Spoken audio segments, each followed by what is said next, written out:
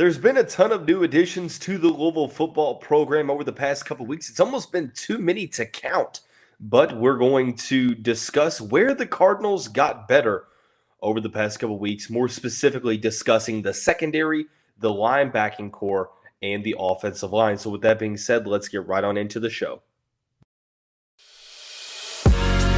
You are Locked On Louisville, your daily podcast on the Louisville Cardinals. Part of the Locked On Podcast Network, your team every day. What is going on, everyone, and welcome into another episode of the Locked On the Louisville podcast. I'm your host, Dalton Pence. Today's episode brought to you by FanDuel Sportsbook, the official sportsbook of Locked On. Make every moment more. Visit FanDuel.com/LockedOn today to get started.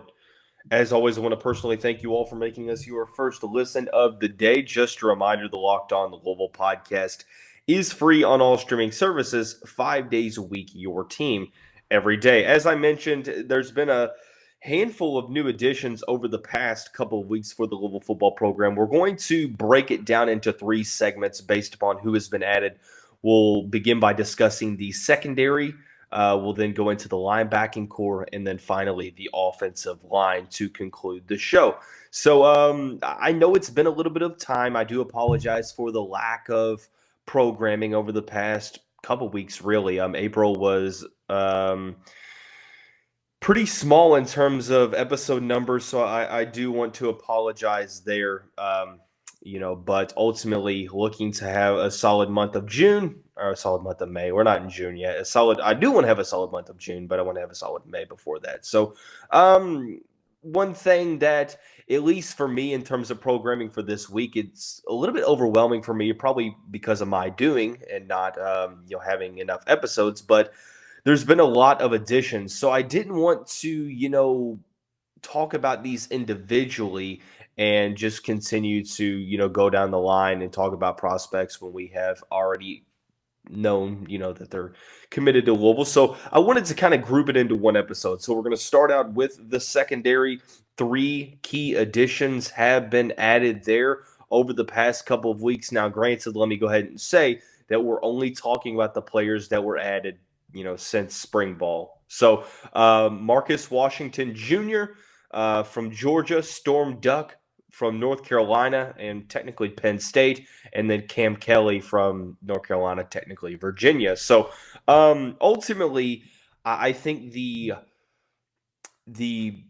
underlying thing to focus on here in all 3 of these positions is that Louisville got better across the board. And in some key positions, I think arguably when you look at this secondary as a whole, on paper, now granted the production has to match up with this, on paper when it comes to star rating, returning production, so on and so forth, Louisville has one of its highest rated secondaries that it's ever had on paper. Let me go ahead and qualify that statement because that's something that needs to be focused on, right? It's based upon on paper. Because some people will be in the comments like, wow, you said it's supposed to be the best on paper, and then, come October, it doesn't live up to expectations. I'm not, saying that it's going to be the best secondary. I'm saying that on paper, it looks like it's one of the highest rated, most talented ones. I do want to hear from you all, though. Comment below in the comment section which position you feel like has gotten better the most, has seen the most improvement from the end of last season up until going into this upcoming season based upon what Jeff Brom has done in the transfer portal. Simply put, Brom has added 3 key players that probably will all see some time next season, most notably Storm Duck. This is a player that when he announced his transfer from North Carolina, there were a lot of suitors. Louisville even got a visit from the veteran from Boiling Springs, South Carolina, but ultimately went to Penn State. Didn't end up at Penn State, decommitted from the Nittany Lions program, and has now committed to Louisville, which is extremely good news for Louisville because, Storm Duck is a second-team All-ACC selection. Last year, 46 tackles, 36 of those being solos, 1 forced fumble. He had 3 interceptions and 10 pass deflections. So that's something that you have to look for and say, well, this is the interesting part of Louisville secondary is, as depth was an issue a little over a couple months ago, after a couple of key additions, we've seen them. Marquise Groves-Killebrew from Texas A&M. There's been some solid additions. Jarvis Brownlee looks really good in spring practice. Quincy Riley is great. So now Storm Duck is probably in a position where he's possibly in line to start in 2023. Granted, the 4-2-5 base defensive package that Jeff Brom and company are going to be using moving forward allows for that defense versatility. So you can never have too much depth at that position. Storm Duck, one of the best defensive backs in the Atlantic Coast Conference, not to mention, coming from a league to where Louisville's in. So it's not like, you struggle with knowing that a player is going to have to make that jump. But ultimately, Storm Duck is a player that has played in the ACC. He's a guy who has played a ton of snaps over his career at North Carolina. He's played, 4 seasons, and he has recorded, I think, nearly 100 tackles. He has intercepted 5 passes.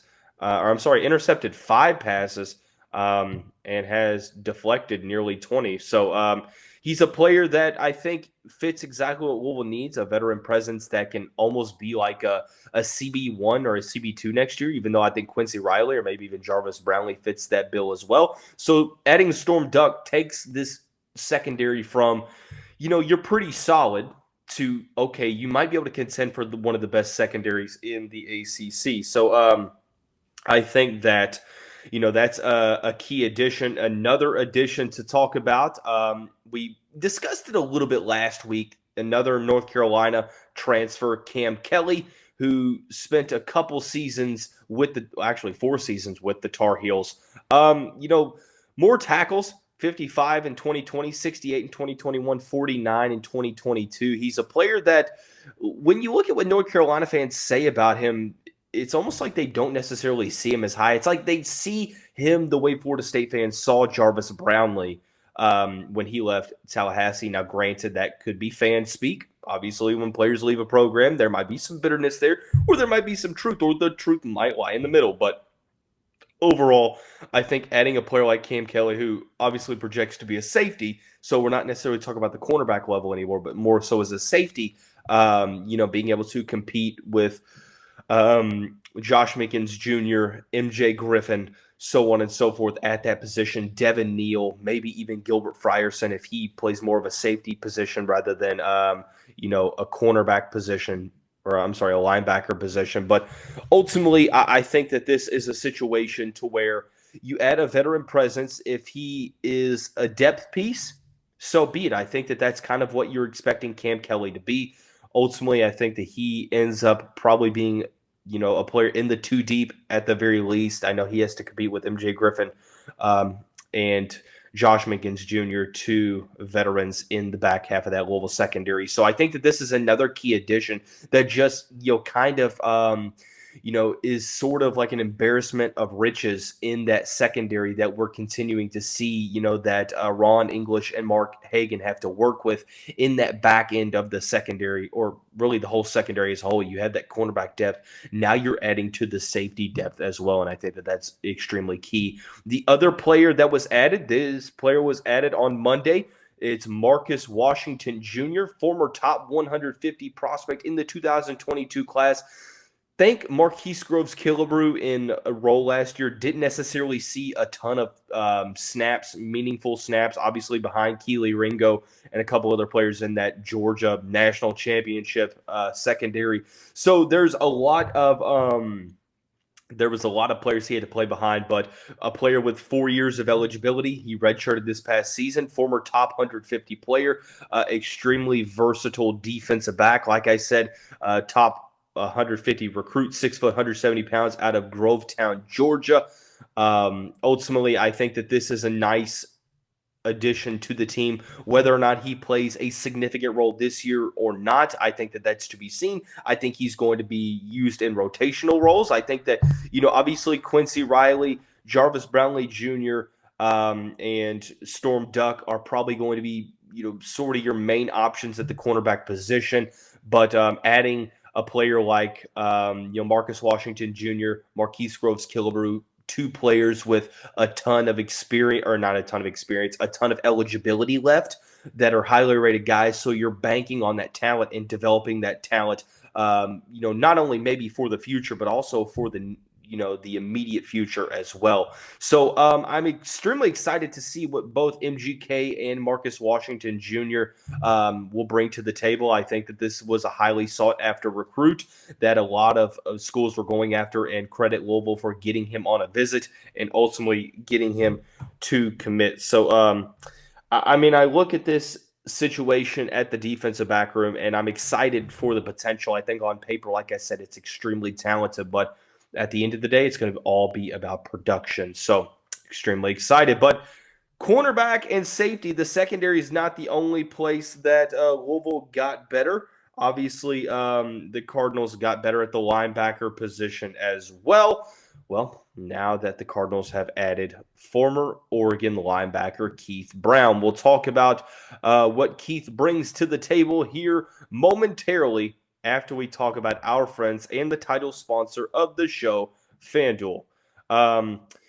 So technically, obviously the NBA playoffs is getting into the conference semifinals. It's time to make a fast break to FanDuel during these playoffs, because right now new customers get a no-sweat first bet up to $1,000. That's $1,000 back in bonus bets if your first bet doesn't win.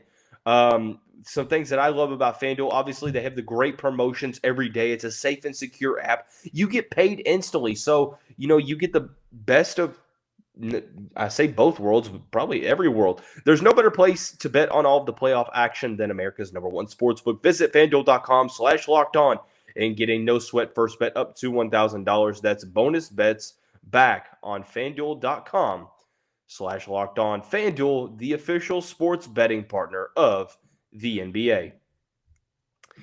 So heading right on along into the second segment of the show, discussing where Louisville has gotten better so far in the past couple of weeks. Obviously, the secondary is a spot to focus on. Also, the linebacking core. There has only been one addition to date, but I think it was a solid addition. Keith Brown, we talked about him, a couple weeks ago. When he had entered the portal, pretty much immediately scheduled that visit to Louisville, and there were kind of the vibes that he wasn't going to spend a lot of time making decisions. Like, it was going to be a very, very quick process, right? I know after that visit to Louisville, there were some rumblings that he may take other visits. That didn't end up being the case.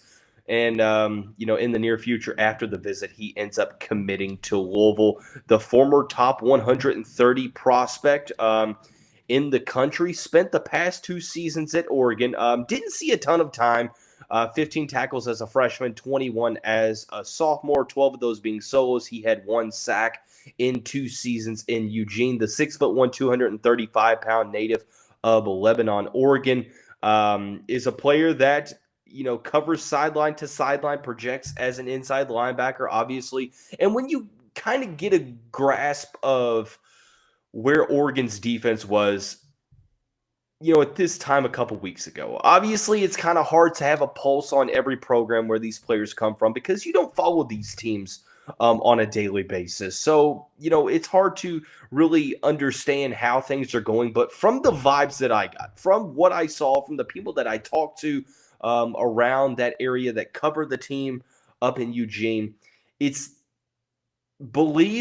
was believed that Brown was supposed to see a significant increase in workload in 2023 and possibly be a starter for Dan Lanning's team up in Oregon. So I think that helps me to alleviate some concerns regarding the lack of production.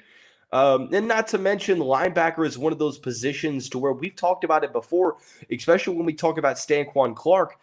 Extremely talented players. Sometimes it takes a little bit for them to get on the field because there's a lot to learn, especially when you are essentially quarterbacking the defense from your position.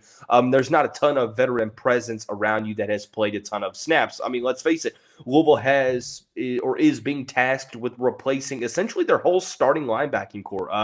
Obviously, excuse me.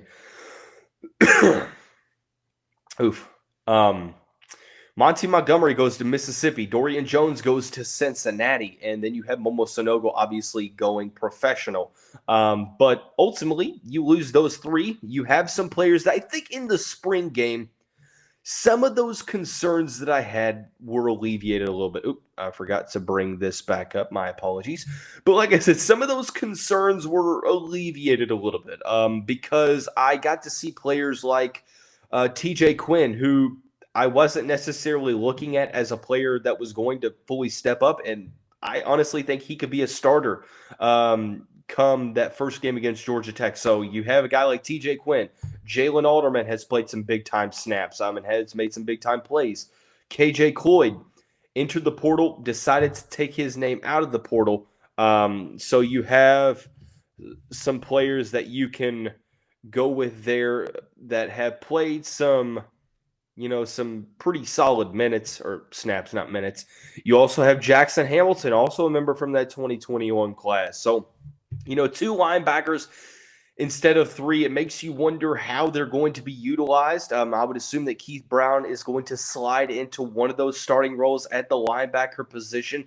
So that's an instance to where I think that, maybe Louisville might have a need for another linebacker, or potentially the staff is like, hey, we got a guy like Keith Brown, which is solid. We have a solid young player in Stanquan Clark. And then we have a lot of other guys that kind of weighted in the balance. And you know what? We believe in that development. We believe that they're going to step up and rise to the occasion. And that could be the approach that the staff is taking. I think that that's something that we have to kind of wait and see. I'm not necessarily sure how many scholarships the team has right now. I think it might be 4 currently to date on Monday, May 1st at approximately 7:00 p.m. Eastern time, which obviously we know those are continually changing, but the portal is pretty much closed for players who essentially players can't enter the portal now.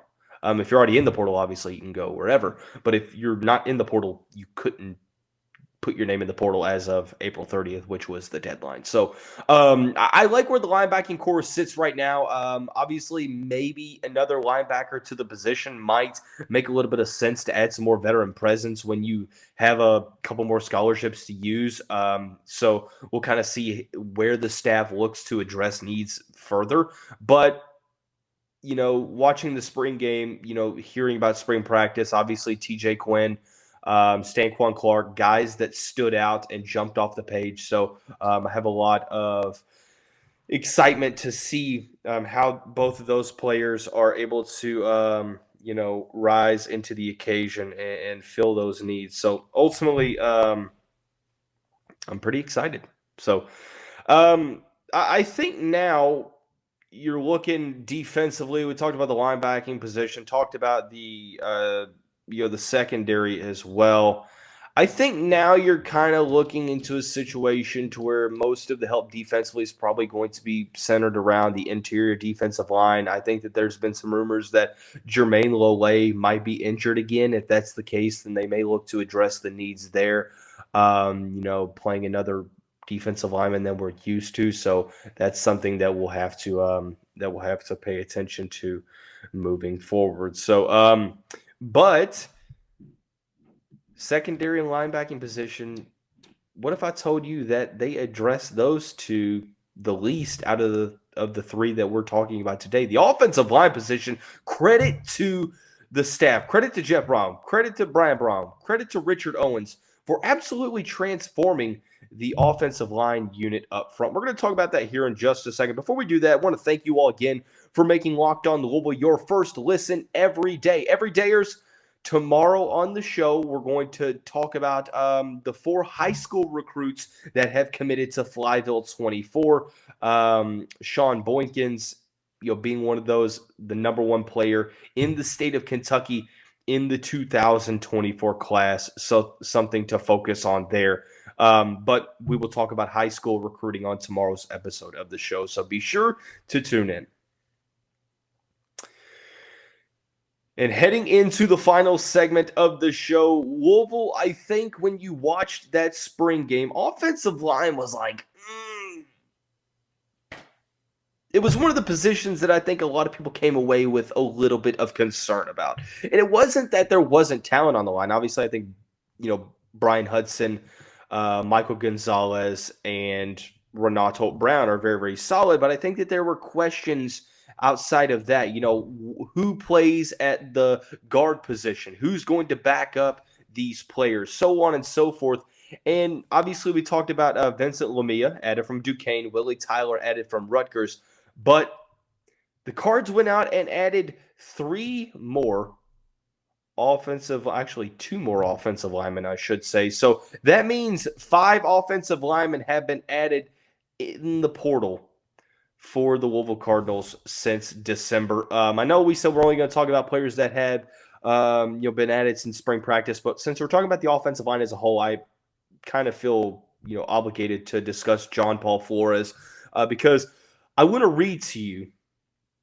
Actually, we'll talk about the new commits. Obviously, Purdue offensive lineman Eric Miller, who 6'7", 305 pounds, started a handful of games. Actually, a handful, pretty much all of the games over the past couple seasons at the tackle position for the Boilermakers. And then Lance Robinson, who started at tackle for, I think he started at guard tackle, one of the two. He played a ton at Houston, converted defensive end to offensive lineman. He is a player that I think that fits what Louisville needs. Trying to get an idea of how he played at Houston. Let's see. So he played both tackle positions at Middle Tennessee and then transferred over to Houston. So he has, I believe, 3 years of eligibility remaining. You have a lot of very simple 1-year addresses. Obviously, Eric Miller, Willie Tyler, Vincent Lamia, John Paul Flores, 1-year guys, right? Players that are going to, be grad transfers and that will help the team out for this year. But obviously you have a guy like Lance Robinson as well from Houston that is going to give you, possibly a couple of solid years, whether that be at the tackle position or interior line. But the sake of the position as a whole, I want to talk about a statistic that I thought was neat. Obviously, we talk about Louisville needing some veteran presence, some guys that have played at the collegiate level. And I think that was one of the things looking into the portal was like, okay, we need to kind of go out and get players that have played meaningful snaps. And I want to read to you how many games each of the incoming transfers started this past season. Eric Miller from Purdue started all games at tackle, 14 games for the Boilermakers.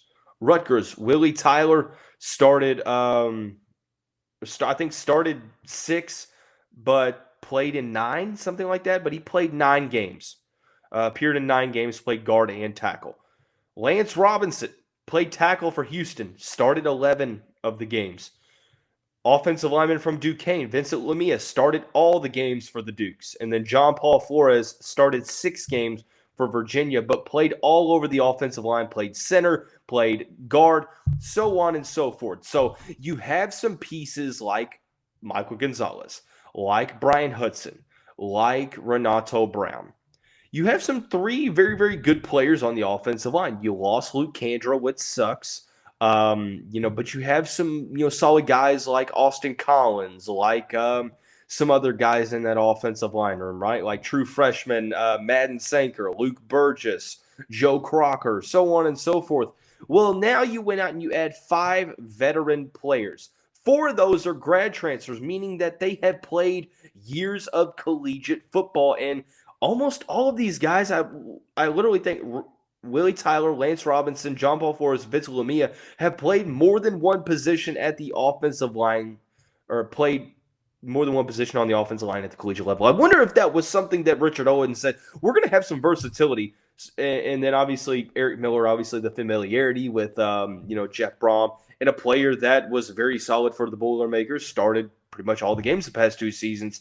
He's going to slide in maybe at right tackle, potentially left tackle. The question now, where did these guys project? I think that when you're looking at the 5 that are being brought in, I think John Paul Flores, Vincent Lumia, probably going to be guards. Maybe Lumia backs up Renato Brown at the right tackle position, or maybe Renato Brown's spot is up in the air. I think Lance Robinson is probably going to stay at the tackle position. Willie Tyler probably tackle. Eric Miller tackle. Maybe Robinson goes guard. Maybe Willie Tyler goes guard. And then the other question, my main question now is, are we going to see guys like Renato Brown and Michael Gonzalez? Could we see them go more on the interior, or do we see them stay at the tackle position? Let's be real. This is a great problem to have if you're Jeff Brom and Richard Owens, saying, okay, we have now depth that we have to focus on, and who is going to take over the positions here. I think right now it's way too early to tell. It depends on, getting into off-season workouts, getting into fall camp, seeing where places fit. The good thing is there is that versatility. You brought in versatility. Guys like Michael Gonzalez can slide over into the guard position. He was recruited as a guard and just kind of played left tackle, which is obviously nothing to scoff at, because that's extremely impressive. But I do think that he's a player that could potentially go inside if Louisville says, hey, look, we're going to go Willie Robinson. We're going to go Lance Robinson. We're going to go Eric Collins. We're going to go Willie Tyler. We're going to go Vincent Lumia on the right side. So we're maybe going to move Renato Brown on the inside. Some people that I've talked to said it wouldn't surprise me to see Renato Brown being, utilized at the right guard position because he has the skill set to fill that need if need be. So something to focus on. But I think that what Jeff Brom and company have done with this offensive line group in the portal over the past couple weeks has been nothing short of absolutely amazing, stellar, incredible, whichever adjective you feel is best descriptive of the job that this coaching staff has done. Bravo, not only for the offensive line, but for the secondary, and then adding a projected first-team linebacker as well. So a handful of commitments over the past couple weeks. I wanted to talk about those in a collective sense, but obviously some more spots that can be filled, and we'll talk about those when they do get filled. So, but like I said, tomorrow's episode of the show is going to discuss the high school recruits that had committed to Flyville 24. We'll discuss those tomorrow. So, but that's going to wrap up today's episode of the show. Everyone have a great day. We'll see you right back here tomorrow.